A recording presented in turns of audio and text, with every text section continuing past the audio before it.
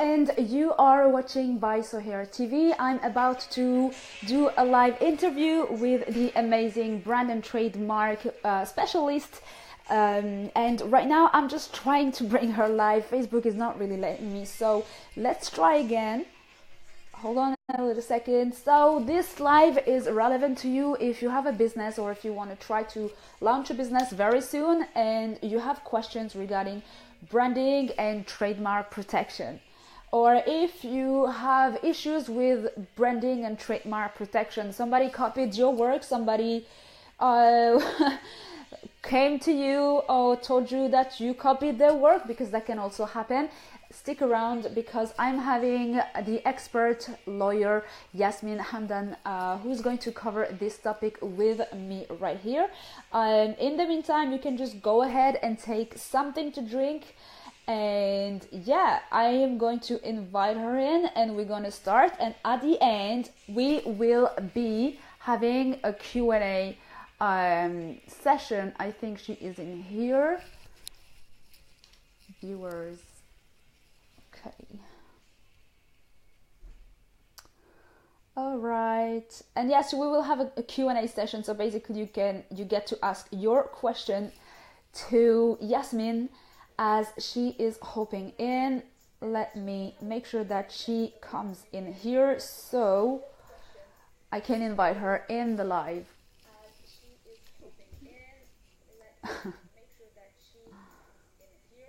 So what you hear is also myself, because I'm having my laptop in here. Hey, Yasmin, finally. I can invite you right now and bring Yasmin on camera. And here we mute myself in here. Okay, so we are adding Yasmin right now to have our conversation. Hey! Hello. Finally. How are you? I'm good. I'm sorry. I'm trying to get my little stand right. All right, good. Can you see me? Perfect. Hello. Hi. How's everything? Everything is good. Everything is good. I'm happy to be here. Thank you for having me. Perfect. You're welcome. Thank you actually for being here. So I was just introducing yourself to everyone, but hey, I will just do it again. You are watching by Soheir TV, and we have a very special, very special Facebook live business chat live in here, and I have the pleasure to interview the amazing Yasmin Salam Hamdan on brand protection and trademark. So this is for you, as I said earlier, if you have a business, or if you're thinking of opening a business and you have questions around the branding and, you know, protecting your brand and going ahead with a trademark process, or if you already have a business and you're starting to have troubles around branding, protection, or trademark, all in general. And yeah, so she's going to be here to answer all our questions. And I'm just going to let you introduce yourself real quick, Yasmin, to the people who are watching, and I will share the video with so much more people. Absolutely. So, absolutely. Thank you. Thank you, Soheir. Again, thank you so much for having me on. I'm so happy to share with your viewers and followers any information that I can, helpful information that can assist them in their businesses and in managing their brand protection. So again, my name is Yasmin. I am an attorney based in Texas. Specifically, I'm located in Waco, Texas. Waco is about an hour and a half south of the DFW area and an hour and a half north of Austin. And so I'm kind of in a little sweet spot here in Waco. I launched my firm in June of 2017. I began right off the bat working with business owners, entrepreneurs, and startup founders on business development and brand protection matters. So specifically, I focus on trademarks for these entrepreneurs and business owners and helping them to maximize their protection, obtain registration with the USPTO, the U.S. Patent and Trademark Office. And that's about it in a nutshell. I could go on, but I'm sure we'll cover plenty more in the discussion. So yeah, that's me. Definitely. Thank you so much for your introduction. I'm sharing the live in other places so people can join in. And I will just go ahead and ask the very first question that I have right here. So I was saying earlier, this live is for people who are in business, right? So you are coaching people who are already in business and doing this type of things in terms of branding and trademark. So if you already have a business and, or let's just say, if someone wants to open a business or if someone has already started but has questions around brand protection and trademark, like what is the very first thing they should be doing or checking right now? Absolutely, absolutely. So if you are wanting to start a business or have already began working on your business planning, as far as your branding goes, visuals, your personality, identity, all of the things that go into building that online presence for your business and for your brand, the first thing that you should be looking to have done is complete a clearance search for the brand name and the logo that you're looking to create. And so what that means is you're going to want to make sure that there isn't somebody else out there already using the name that you're going to want to use in connection with your goods and services that you're going to sell.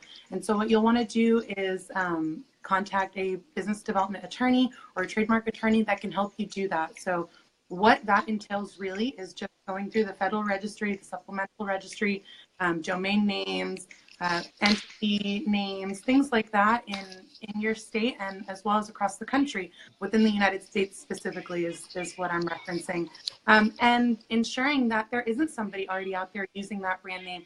There isn't somebody out there already using that logo in connection with similar goods and services, because if there is, and you move forward in investing so much time and money and resources and energy into building this brand, into building this company, with based on this foundational name or logo or trademark really, and then later on you discover there is somebody that's already using this, and worst case scenario is you're facing a cease and desist letter to start, ultimately or potentially an infringement lawsuit against you, and you don't want to be defending against an infringement lawsuit when you're working on building your company, expanding, scaling, and things like that. Second, something that could potentially happen is you could be forced to rebrand. And so all of that time, money, and energy that you've invested in building your brand, your personality, the visual aspects of your business, it could go to waste and you could be forced to rebrand. And that's not something any entrepreneur wants to be dealing with in the first year or first few years of their business. So we go back to what that step one is. Step one is clearing your mark, clearing that brand name, the logo, whatever it is, to make sure that you are the only one using it and that you won't be stepping on anybody else's toes. Yeah, absolutely. Especially that getting into these type of, like headache, because let's just say what it is for people who I are know. not into laws. It's a nightmare. Nightmare. And if you can avoid it, that's what you want to do, and you are Yeah. able to do something like that. A lot of entrepreneurs, they get so excited and they just want to jump right into it, right? And they have all of these ideas, and many of them are creatives, and so they're like, I just want to get going. I'm rocking and rolling. I'm going, and then they get stopped in their tracks when they get hit with a cease and desist by another company out there, and it's like, well, I did not do my due diligence in discovering whether or not there is a company using this brand name, using this logo, and it really is important, and it's foundational for any business today. I absolutely, especially that I was going to say it's so damn expensive to get into this type of trouble. So let's just, It is. do our best to Yes, avoid that. very expensive, very time consuming, mentally draining. I mean, it's something you want to avoid if you can, and the good thing is you can. And so that's my my 2 cents on that. Great. So tell us how we can actually avoid this stuff.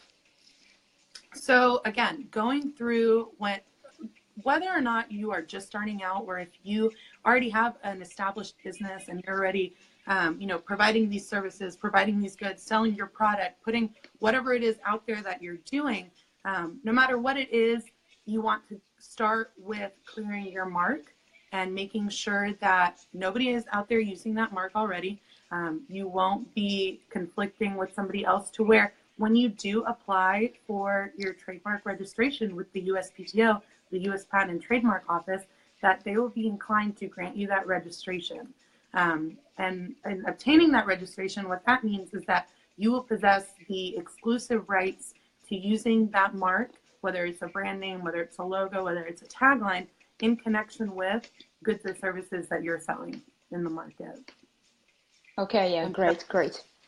And tell us, like, in general, like, again, for people who, like, if they're already launched into it and they haven't, protected their brand, like, what is the step for them? Because we covered for the ones who didn't get into it. Yeah. But what about the ones who are actually already launched and they are thinking of doing that right now?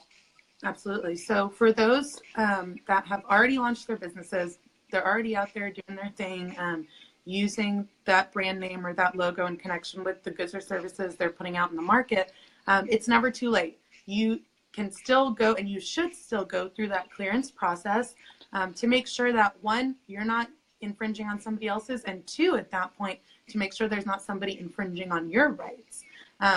Having that trademark registration, going through the process and obtaining obtaining that registration, it can also act it can also act as a deterrent for those. Let's say I have been operating as XYZ company for a few years now, but I never went through that process, never obtained the registration. And let's say it's something I could easily obtain a registration for. And then you come along and you create a similar company providing same goods and services, also calling it XYZ company. At that point, you would there's a chance that you would go through that process of trying to clear the mark before you begin using it. And if you go through that process, you would see that I'm already using it. You would see that I'm already in commerce, in the market, using XYZ company in connection with whatever goods and services, and it could potentially deter other people from using your mark. And so having that registration in hand, while there are some things that go into it, more than what we've discussed, it is a valuable asset. And your intellectual property, I mean, in today's day and age with social media and the internet, and so much business is conducted online, you want to make sure that this intellectual property that you're putting out in the market and out into commerce is protected. Okay, great. That's good to know. So obviously, yeah. I think that one thing that puts off people into getting into trademark or brand protection is that it has that reputation of being very expensive. So can you just tell us about that? Yeah, absolutely. So with trademarks, so let's back up a little bit. With intellectual property in general, there are three different kinds of intellectual property. We've got patents, we've got trademarks, and we've got copyrights.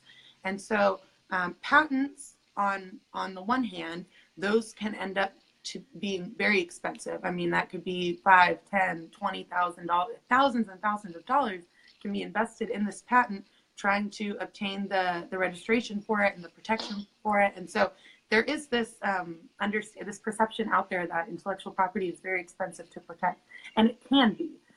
Now, on the other hand, with copyrights and trademarks, they're actually very affordable to protect. They are not as technical, and they are complex to a certain degree, but not as complex as, say, a patent would be. And so I wouldn't be able to give you, some hard numbers right now, because it really depends. It varies from person to person, from company to company, what kind of trademarks they are looking to register. And also some helpful info as far as with the USPTO.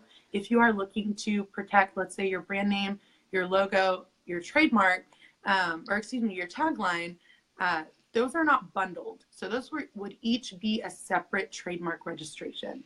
And so, yeah, so that goes, it gets to be a little bit much. And so what I tell clients is you've got to prioritize. Do you want to protect your logo, which is, it can be a very valuable asset to your company, and perhaps it is a huge part of your brand recognition. Maybe you're really pushing your logo hard, but in prioritizing which facet of your trademark you really want to protect, your brand name is foundational. This really, so much is built on that, and that really is the face of your company and of your business. And so, yeah, it's the misconception that it is very expensive. I won't say that it's not expensive, because of course everybody has their individual budgets and their idea of what that is, but it is definitely not thousands and thousands and thousands of dollars. Now, I will say this: if you are found to be infringing or accused of infringement, that can get to be very, very expensive.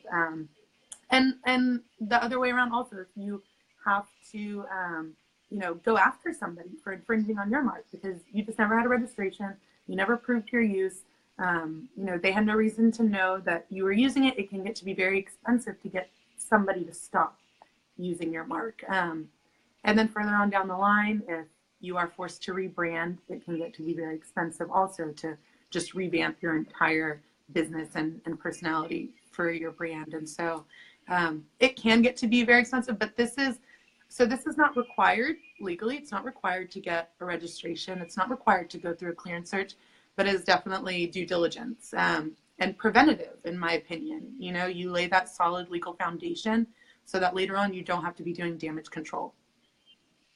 Yes, absolutely. Yeah. I just wanted to have like that comparison for people who are watching who have absolutely no idea. So obviously, like if you think protecting your brand is expensive, then what it is if you actually find yourself in trouble. Absolutely. Exactly. So if someone wants to actually go ahead and trademark their brand and protect it all in general, so how could they do that in a way that to give us pointers on making sure that it's actually working, it's done properly? I'm not sure I understand your question. One more time, please? So how to actually making sure that your brand is protected the right way. So what are the things that you have to take into consideration? Okay, great. I think I'm understanding. As far as, of course, the obvious, going through the clearance process, making sure that you are the lone individual or business that's using that mark, obtain your registration so that you have the registration with the U.S. Patent and Trademark Office. And then moving forward, it doesn't end there, right? You don't own a trademark just to own it. You own a trademark because you use it. And so as long as you are using it, you will maintain ownership of that trademark registration. And then throughout your use of that trademark, you want to be sure to monitor what is going on out in the marketplace. Are there other, let's say you have your brand and you are, let's say you sell clothing, apparel, right? You want to monitor that area of the market, right? What is going on in the apparel fashion world? Is there anybody using a name similar to mine? If you plan to expand to accessories or jewelry or something like that, you want to monitor that also. So monitoring is one aspect of it, making sure that you're aware and it's all on your radar and you're regularly checking on, your brand name, your logo, what is going on out there, so that if there is somebody that begins to step on your toes or, arguably is infringing on your mark, you want to call them out immediately. You want to nip that in the bud. Another side of it, in making sure that your brand is protected and doing what you can as a business owner, is consistency. Consistently using your mark in the correct way, in a trademark fashion. And what that means is displaying it consistently, displaying it in connection with your goods and services. And so making sure it's on your website, making sure it's on your products. If you are, for example, selling apparel, that brand name, your trademark, is appearing not across the front because that's a design, but instead on a tag to where that signifies this is the source of these goods. And so that's definitely a part of it, is strengthening your trademark usage and in turn strengthening your brand. Okay, very, very interesting.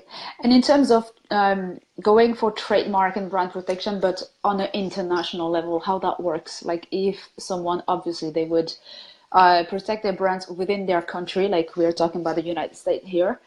And what if, because like you were talking about fashion, and that just made me think fashion is like the number one thing that everyone is, taking from each other. So let's just say whatever somebody is selling, because it's not just fashion. And how do they go actually into protecting their brand internationally? Absolutely. So trademark law is, if you do register within the U.S., so with the USPTO, the Patent and Trademark Office, that protects you within the U.S. Now, each country has their own system of registering trademarks and trademark enforcement. And so that would really depend on what country it is that you're wanting to focus on, or that you're doing business in, or, you know, so many, and we go back to the fashion industry and, you know, apparel and clothing, so many people ship around the world, right? And there are plenty of businesses that are based outside of the US and they ship within the US. And so it really is in their best interest to protect that here in the US, to ensure that nobody, you know, takes advantage of the brand that they've built and the recognition that they've built essentially worldwide, right?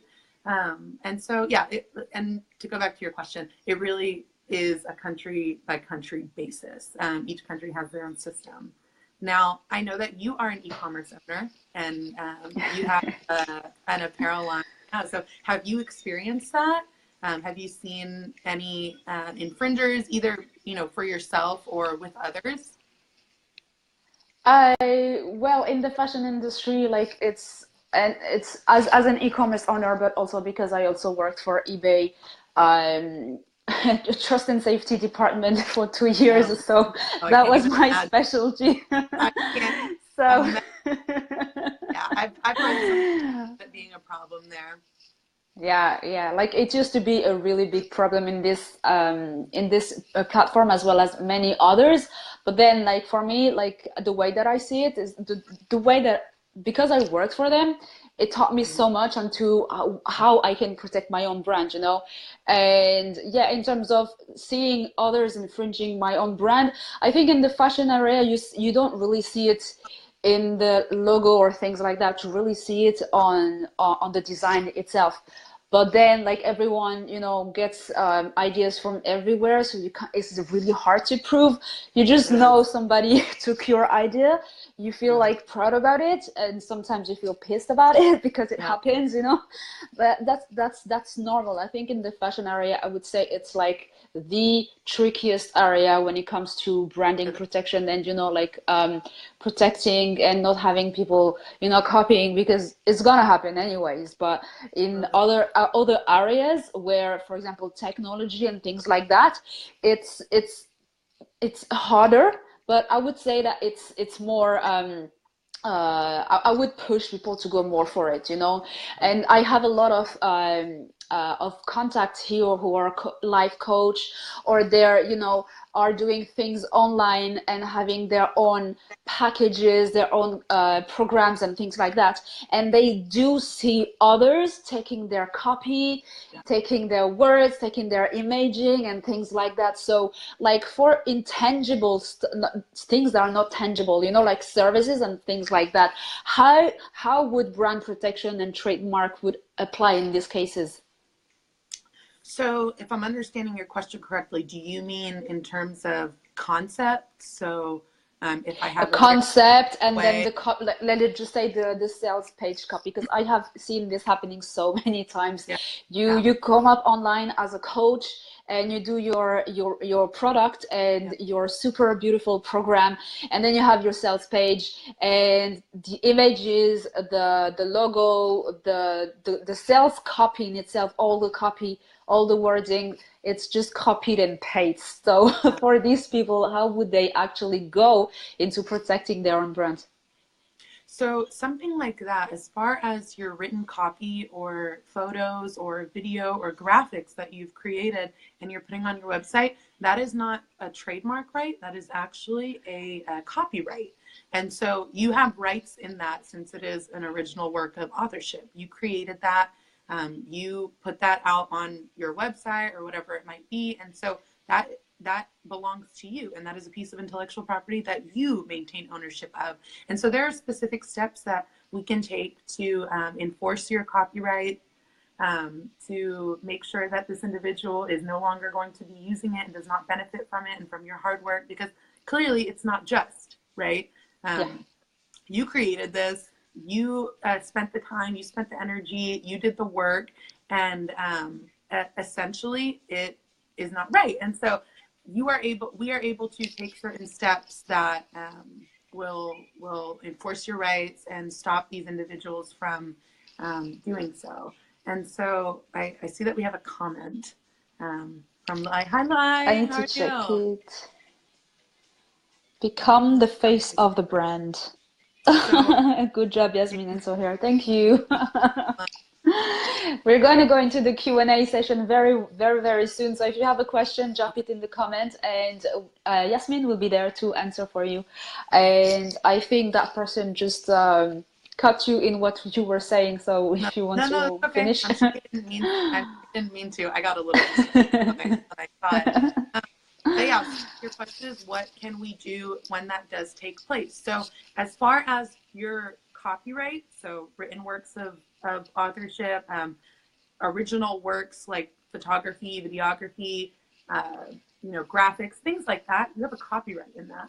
And so we are able to take certain steps to enforce those rights. And my advice is to absolutely consult with a copyright attorney or an intellectual property attorney that works with, and surely you can find someone that works with business owners, entrepreneurs, and even there are some attorneys that work specifically with fashion designers or creatives and things like that. And so absolutely consult somebody on that. Now, we go back to the first part of your question was concepts. How can we protect concepts?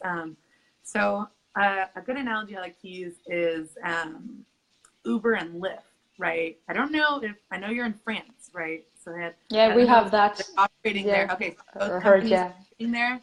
Okay, so Uber came out first, and they had this novel concept of ride sharing, and creating a platform where individuals that have vehicles can sign up as drivers, and then individuals that don't have a vehicle can sign up and request the driver to come to wherever they are and give them a lift or give them a ride. And so Uber came out with that first, and then Lyft came along later. Now, I imagine that many people are thinking, well, how could Lyft do that? How could they come out with the exact same concept? They just put a different name on it. And the reason being is that you cannot protect a concept like that. You cannot be the sole owner of, otherwise the economy as we know it would not exist, right? We have this competition is foundational to our economy. And so you are not able to protect this concept. You are able to protect other aspects of it, such as any copyrights that you maintain in it, trademark rights that you can maintain in it, and patents. If you do have something that would qualify as a patent, I specifically do not do patents because it is a very specialized technical area of the law. And so I recommend if there is something that you believe or that you wish to obtain a patent on, absolutely, everybody should consult with a patent attorney, somebody that specializes in your area. Okay, awesome. So I'm just starting to comment. We don't have questions. Are you open to answering question post live if we have? Yeah, absolutely. I'd be happy to answer questions. Yeah. Okay, fantastic. So where can we find you if we are looking for getting in touch with you for your services? Absolutely. So my website is www.yshfirm.com, and you can find me on LinkedIn under Yasmin Sanam Hamdan. And I believe the URL is linkedin.com/in/YSHAMDAN. And then I am on Instagram. I recently got on Instagram and have been trying to be pretty active on there. And I am there as Startup Lawyer Lady. So you can find me there, and I would love to connect with any one of you. And thank you again for having me here. It's been my pleasure, and I look forward to working together in the future. Inshallah, in the future, definitely. Instagram, this is where we met, right? So yes, exactly. Where our paths crossed, thankfully. Alhamdulillah, as we say, thanks God. So yeah, you will be able to drop your links in the comment section, so anyone who is interested can just check out. Do you have a special offer in the moment, something that you want to promote? Let us know. Well, if you check me out on, I'll include all of the links below. I offer a complimentary one-on-one trademark strategy session for business owners or brand owners that are looking to protect their trademarks. Also a business strategy session. And so throughout this, we would discuss kind of the process of obtaining that trademark, how that applies to your brand and your business specifically, and what I recommend as far as what you should do moving forward, or what you can do moving forward to best protect your business and brand. So I'll include Okay, all these links fantastic. below.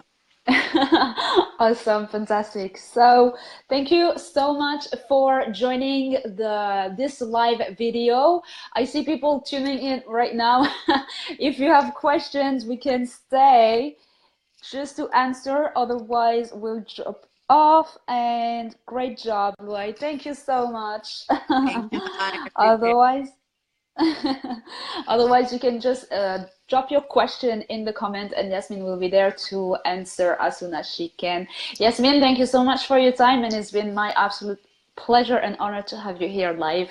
And we definitely stay in touch. Absolutely. Thank you so All much for right. having me. I appreciate it. You're welcome. Thank you. Bye-bye.